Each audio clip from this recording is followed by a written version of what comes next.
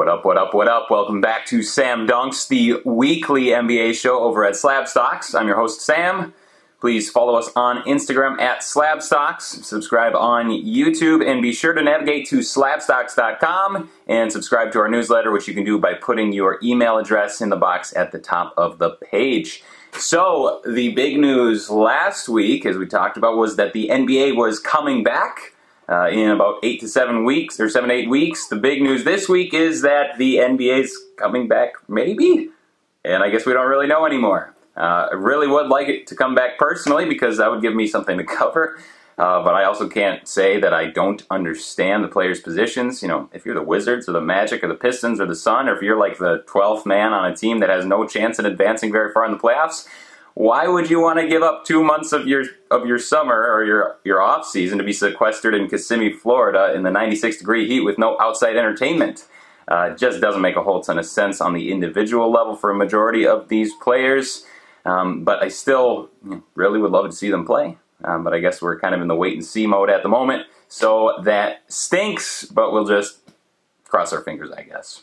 What doesn't stink is the 2017 NBA Draft. We covered the first 12 picks last week for the most part. Today we are going to cover the rest of this draft. And of course, I can't cover it all, nor would that be worth your time. But I will hit the rest of the highlights, and there are a lot of highlights. So without further ado, the 13th pick in the 2017 NBA Draft, ending up on the Utah Jazz, Donovan Mitchell.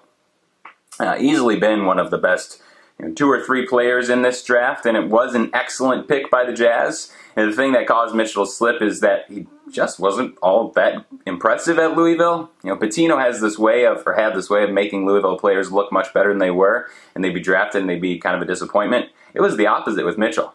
In 2 seasons at Louisville, he was a career 33% three-point shooter. His last season, he scored 16 points, 5 rebounds, 2.7 assists, and 2 steals, which is a fine-looking stat line, just not really the type of numbers that move the needle all that much in an NBA draft, especially when you're coming from a Louisville program that generally inflates stats maybe a bit beyond a player's skill. Credit to the Jazz for seeing through all that and figuring this all out, because Mitchell's been pretty good. He had that insane rookie season, just came out of nowhere seemingly, averaged 20 points, and while he hasn't had huge statistical improvements, he has gotten better, at least in the base stats. This past season, his third, he put up 24 points, 4 rebounds, 4 assists, and a steal, while shooting 45% from the field and 36% from deep on 7 attempts per game. All pretty good. He leads his entire draft in career VORP, value over replacement player. He's 5th in win shares and one of 3 players in the draft to make an all-star team. All 3 of them, including Bam Adebayo, Jason Tatum, they all made their first appearance this season in the All-Star game. So, 13th overall pick. Yeah, that's pretty good. He's a very bad defensive player, bottom 11 defensive player in basketball by defensive PIPM, and the Jazz are a full 8 points better defensively when he's on the bench. But it doesn't matter a whole ton since he is playing for the Jazz with the 11th best defense in basketball, even with him playing a team-leading 2,165 minutes this past season. So much of this is all contextual, and so the bad defense isn't a total killer. That being said, the deeper you go with Mitchell, it actually does get pretty ugly, at least this past season. You know, because of the huge negative defensive PIPM, overall, he's a net negative by that statistic. By wins added, he contributed less this past season than Gobert, Bogdanovich, Inglis, and Royce O'Neal. His luck adjusted on-off is a minus 3.4, which is pretty bad considering the players he shares the court with the most are all huge positives. By net rating, the other 4 starters come out as plus 7.9, 7.3, 6.4, and 5.8, and Mitchell's chilling down there at negative 3.4, just really not that pretty. Hasn't always been the case. Last season, it was a big net positive, and even a bigger net positive his rookie year. But what appears to be happening is, as his defense has been getting quite a bit worse, his offense has only improved in small increments each season. And so a lot of these catch-all type of metrics were actually really down on him this past year. Of course, some of that might have to do with sharing the court with Mike Conley this past season, and we all know that that didn't work out terribly well. For Mitchell, of all the regulars in the Jazz lineups, by net rating, his worst 2-man pairing is together with Conley. By the way, Mike Conley is a free agent after next season. This would all change if we saw an offensive leap from the 23-year-old. Up to this point, again, marginal offensive improvement, but just not the type of improvements we usually see by the third year in some of the top players in the league. His big problem on offense is he just hasn't been super efficient. His rookie year, his true shooting percentage was 54%, which is pretty good for a rookie, but by his third season, that's only up to 56%, which makes him the 54th best shooting player among guards that played over 40 games.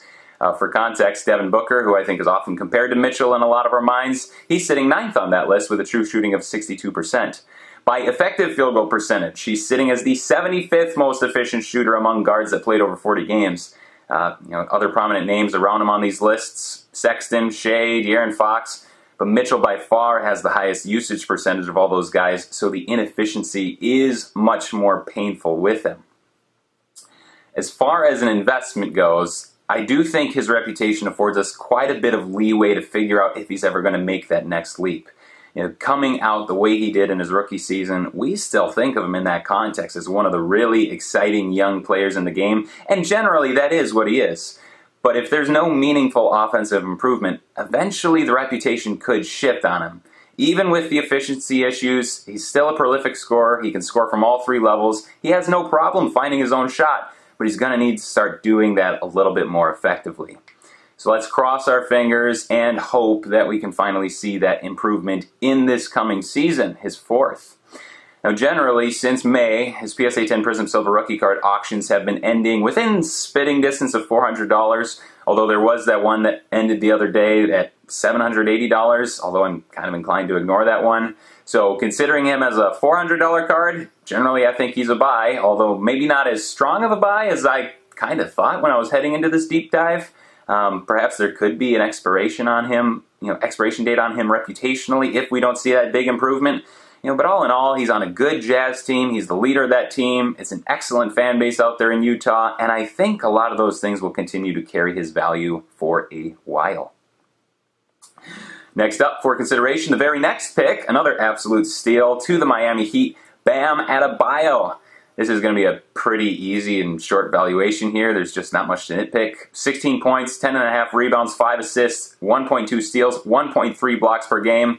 I think there's room for improvement. For instance, he accumulated those stats on only 20% usage over the whole season. Over his last 11 games of the year, that was up to 25% usage, and I'm thinking that we'll be seeing something more in that range moving forward, which would only help improve his overall numbers. He was a big net positive by PIPM, great defensively, a plus 4.1 net rating by on-off, so really just a lot of good stuff there. One of the things that I love about Bam is the facilitation. Each year his assist percentage has increased, going from 11 to 14, all the way up to 24% this past year. As a young big man looking to create for his teammates as much as he is, that's an incredibly encouraging sign. And he still has a long way to go from being like a Nikola Jokic level. His career assist percentage is 30%. But Bam's on the right track. I already mentioned it, but he made his first All-Star game this year, and I think he's still just scratching the surface. This was his first season as a full-time starter, and there was just so much to like. Perennial All-Star seems likely. He's on a good team. He will be with Jimmy Butler for several seasons. So production, situation, market, all of these things are pluses in Bam's favor. He is a big man, and obviously we all know big men just don't sell quite as well as wings or guards in the card market. It is true that the top centers in the league don't sell for as much comparatively, but the best bigs still sell for quite a bit more than Bam is currently going. His PSA 10 Prism Silvers rookie cards have been auctioning not very often, but they've gone between $250 and $275 on auction in the past month. One was an auction with 6 days left as of this recording, still sitting at $285, so who knows where that'll end at. I do sort of wonder if, with the craziness of the overall market, when everyone's trying to zig while everyone else zags, everyone's always looking for the next underappreciated asset, and big men seem like a pretty clear candidates for a general boost. So if we're my money, and Bam is going around $300, he's one of the best players on one of the best teams in the East, likely a perennial all-star, still young, a very good all-around player, I clearly think he's a buy. Obviously spent some less time on Bam Adebayo than Donovan Mitchell, but I just think that's the case when a player's so easy to evaluate. Just let me know if there's something I'm missing with Bam. I would like to know. All right, jumping down to pick number 19, to the Atlanta Hawks, John Collins. And there's a lot to like about Collins. Obviously, there's going to be some questions surrounding him due to the 25-game suspension this past season. But all he did after that was put up one of the most efficient scoring seasons by a big man in the league, and he did it in his age 22 season. With a true shooting percentage of 66%, a three-point percentage of 40% on 3.6 attempts per game, Collins poured in 21.6 points, 10 rebounds, 1.6 blocks per game. Obviously all really good. Shot from the charity stripe at an 80% clip, which is, again, really, really good. He has all the makings of a really, really good offensive player for years to come. The thing that bothers me with Collins, and really with a lot of these young Hawks players, is that the team is just so bad. I know I brought it up with Trae Young several times, and I don't want to belabor the point today, but when you have supposedly one of the best young guards in the league, and you have John Collins with his incredible offensive output, you should be able to do better than 20 and 47. I mean, that's just absolutely terrible. We afford them a long leash since we all really like these young guys, but I do just keep wondering how long that's going to be the case if they never start winning. Obviously, one of the big issues is that both Collins and Young are pretty bad defensively, and it's kind of troubling when you consider the immediate success of some of the other young combos in the league, like in Memphis or in New Orleans, and they're both in the West. The Hawks just need to get better for both of these guys. The Hawks did bring in Clint Capella at the trade deadline to try and help shore up some of their weaknesses, but we also haven't seen how that looks to have Capella and Collins playing alongside one another yet. Not the world's cleanest fit, in my opinion. Collins is obviously a good three-point shooter, but he's not a guy that you just want hovering out at the three-point line.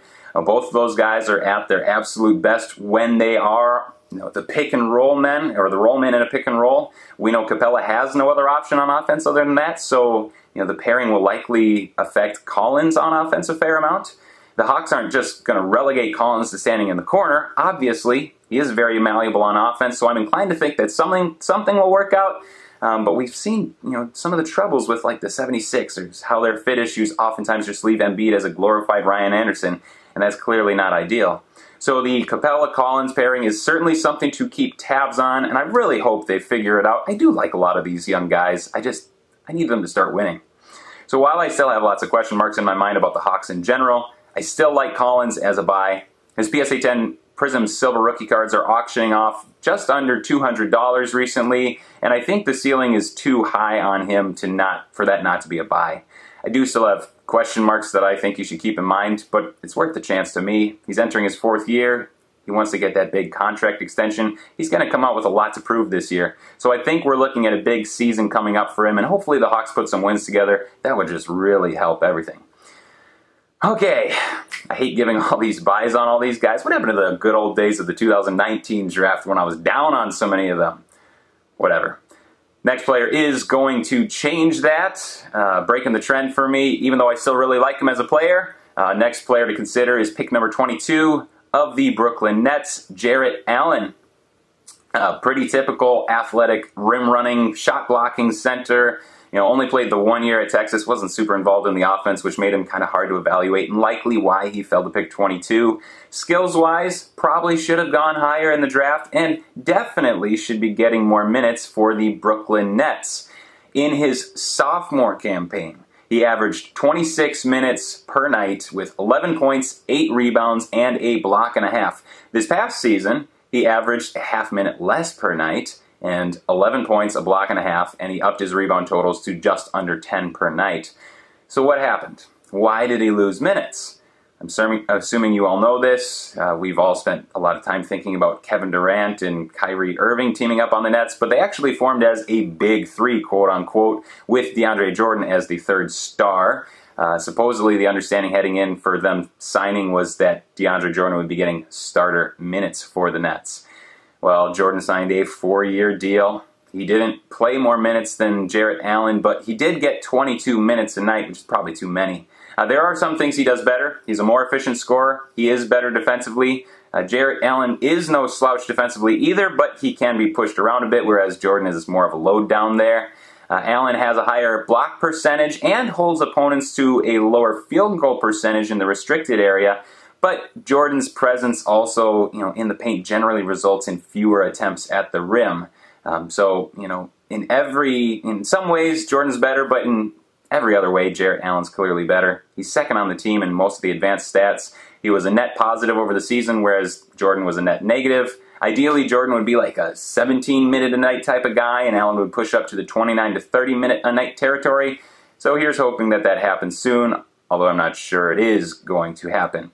There are a lot of rumblings that Kenny Atkinson was fired as the coach of the Nets because he was giving more and more minutes to Jarrett Allen over DeAndre Jordan.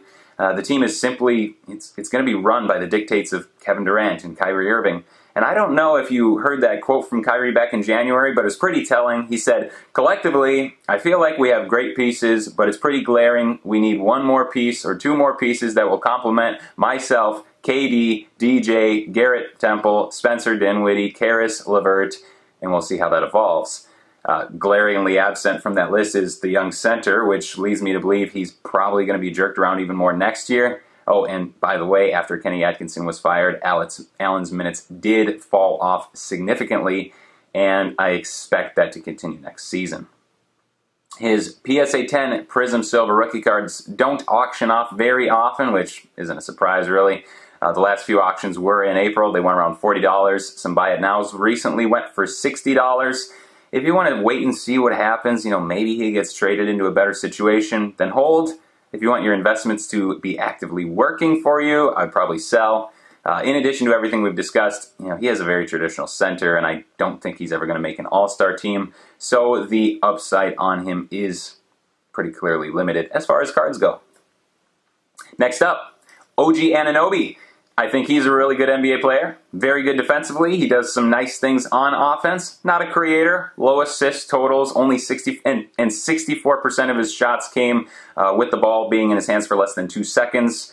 So he's not exactly creating for himself either. But in his low usage offensive role, he shot 51% from the field, 38% from 3 on 3.4 attempts per game. So the efficiency's there. All told, the numbers are 11 points, 4 rebounds, 1.6 assists, 1.4 steals per game. Not eye-popping, but solid enough. By PIPM, he was a nice positive and the Raptors' 4th most valuable player, and he was the 6th best by net rating, which was a solid plus 5.7 points.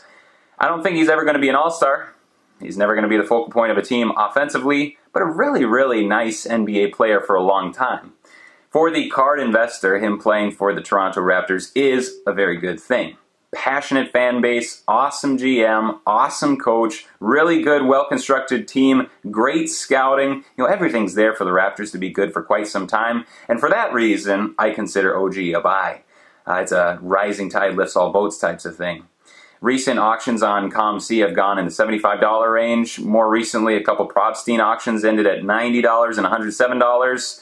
Do with that what you want. I think there's still upside for him, largely tied to the team. And he's also one of those players that NBA nerds really like, so even if he doesn't have the type of gameplay that results in huge numbers or highlight reels, I think there's an underlying level of support that should be of help to us over the next couple of years as investors. So I have him down as a buy. Probably not huge returns ever, but I still think he is a buy. A couple guys left.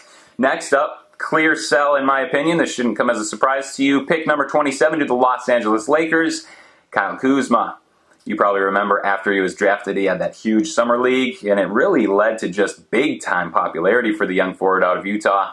His rookie season was fine. A nice 16 points, 6 rebounds, 2 assists, and 37% three-point shooting on 6 attempts per game. That's awesome. The next year was a bit of a mixed bag. 19 points, 5.5 rebounds, 2.5 assists, but 30-point shooting really fell off to 30%.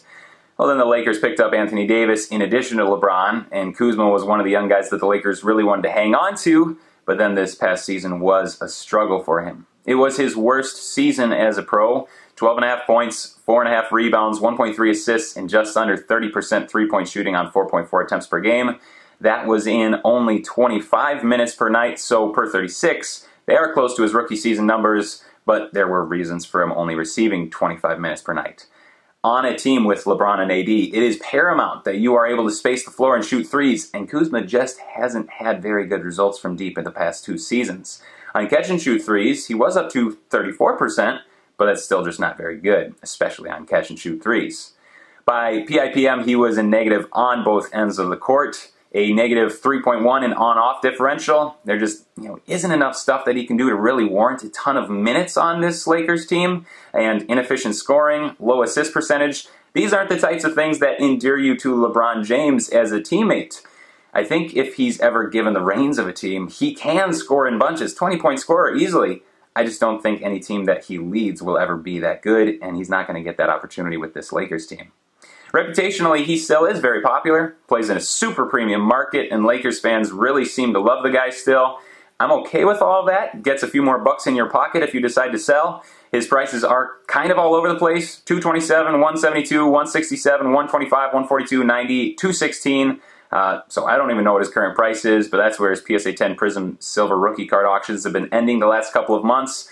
Whatever the price is, I think he's clearly a sell. And if you get toward the upper ends of those numbers, then bully for you. I did mention in the podcast a while back, I do think if the NBA ever returns to actually play a game ever again, there's probably still some earning potential for Kuzma on, this deep, on this good Lakers team, if they have a deep playoff run, assuming they will. So perhaps he's a hold through that point, but I wouldn't recommend buying him. Now, there are other guys left in this draft that are fine NBA players. Josh Hart, Dwayne Bacon, Thomas Bryant, Damian Dotson, Dylan Brooks, to name a few. Monty Morris as well. But the last guy I do want to talk about is Derek White, pick number 29 to the San Antonio Spurs. He is a guy that had a big leap from his rookie season, in which he didn't really see much playing time at all, to his sophomore campaign where he was just thrust right into the starting lineup due to the injury to DeJounte Murray. I think I pronounced DeJounte? I don't know how to say that very well. He started 55 games that year, saw 26 minutes per contest, played in 67 games overall, and he averaged 10 points, 4 rebounds, 4 assists, a steal. Shot well enough from the field, but only 34% from deep on 2 attempts per game. This year, Murray came back into the lineup, and so White only started 13 games, averaged only 24 minutes per night, came away with 10 points, 3 rebounds, 3 assists, and nearly a block per game. Three-point shooting was up a little bit, 36% on 2.6 attempts per game. It was a frustrating season for Derek White, frustrating season for White fans. Really thought he'd get the chance to build off of that sophomore campaign, but a lot of his opportunities were sort of yanked away from him. And I am not one to critique Greg Popovich. He's clearly one of the best coaches in the league, and I have no idea what I'm talking about. But, he really just didn't want to try Murray and White out together at all. Over the course of 38 games in which they shared the court, they only saw 102 minutes together. That's just over 2.5 minutes per game shared time. They would definitely have some weaknesses at shooting the three, but I think that's a pairing that needs to be used more, at least, so we can see what's there. So, Greg, if you're watching, try it. The Spurs were only 27-36, so it's not like they had much to gain by continuing to trot out Bryn Forbes every night. I mean, he's fine, but the upside is limited. Obviously, I know Greg Popovich isn't watching this. Derek White's on-off differential was a +2, third best PIPM on the team with positive contributions on both sides of the ball. Net rating was a 0, but I think that has more to do with who he was sharing the court with. For instance, last year as a starter, his net rating was 4.8. So I like Derek White as a player. Outside of the just okay shooting, I like a lot of what he brings, and I just really wish he got some more opportunity. Maybe that will come next year. He's never going to be an all-star, but I think that he and Murray could form a pretty fun backcourt for the San Antonio Spurs, although maybe that would be a disaster. What do I know? His PSA 10 Prism Silver Rookie cards have not seen a ton of auctions, but going back to April, we've seen the final bids increase from $28 on April 3rd to $56 on June 10th, so that just doubled it. I don't think there's a ton of upside, but I think at that price I would consider a buy as a cheaper option. All it would really take is some off-season talk about the Spurs being excited about Murray and White pairing up, and that could really get things moving in the short term. So a modest buy could work out. Wouldn't expect to send your kids to college on it or anything. All right, that's all the time I have for today. Thank you so much for tuning in. We'll see you next time.